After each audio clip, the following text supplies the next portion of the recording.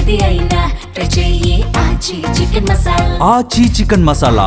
ఆఫ్ఘనిస్తాన్ పాకిస్తాన్ మధ్య బహిరంగ యుద్ధం అనివార్యమైనట్లే కనిపిస్తోంది.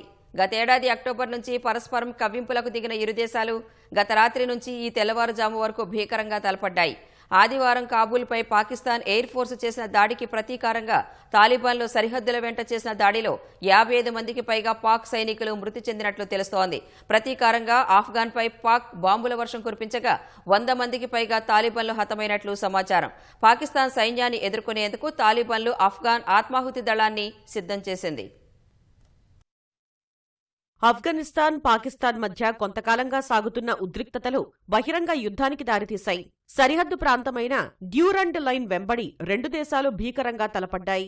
ఆదివారం నాటి దాడులకు ప్రతీకారంగా తాము చేసిన దాడిలో 55 మంది పాకిస్తానీ సైనికులను మట్టుపెట్టినట్లు తాలిబాన్లు ప్రకటించారు. వెంటనే అప్రమత్తమై తాము నిర్వహించిన ఆపరేషన్ గజిబ్ లిల్ హక్ లో 133 మంది తాలిబాన్లను హతమార్చినట్లు పాక్ సైన్యం ప్రకటించింది. అయితే రెండు దేశాలు తమ వైపు జరిగిన నష్టాన్ని చాలా తక్కువ చేసి చూపాయి.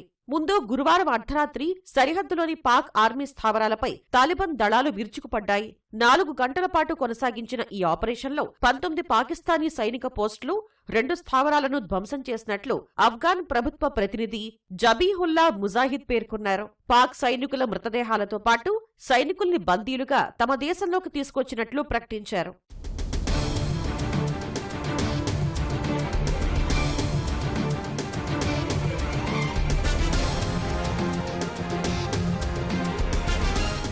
తాలిబాన్ల ప్రకటనను పాకిస్తాన్ సైన్యం తోసిపుచ్చింది. తమ వైపు 2 మృతి చెందారని, 3 గాయపడ్డారని తెలిపింది. ప్రతీకారంగా కాబూల్ సహా చిత్రాల్, ఖైబర్, ఖుర్రం మహమ్మద్, బజౌర్ సెక్టార్లో వైమానిక దాడులు చేసినట్లు పేర్కొంది.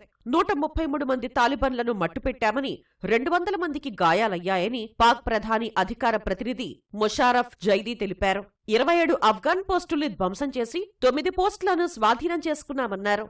తమ పోస్టులన్నీ సురక్షితంగా ఉన్నాయని పేర్కొన్నారు. తమ దళాల ప్రతిస్పందన తర్వాత తాలిబాన్లు వెంటనే కాళ్లబేరానికి వచ్చి తెల్ల జెండాలను ఊపారని వివరించారు.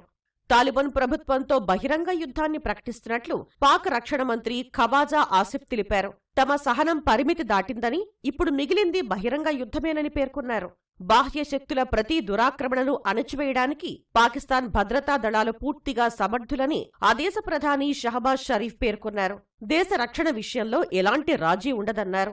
మరోవైపు పాకిస్తాన్ దళాన్ని ఎదుర్కొనేందుకు ఆఫ్ఘనిస్తాన్ ఆత్మాహుతి దళాన్ని సిద్ధం చేసినట్లు తెలుస్తోంది. ఆత్మాహుతి బెటాలియన్ను ఆ దేశ మీడియా విడుదల చేసింది. బాంబర్లు పేలుడు దుస్తులు, కారు బాంబులతో ప్రధాన లక్ష్యాలను తాకడానికి సిద్ధంగా ఉన్నారని ఆఫ్ఘాన్ పేర్కొంది.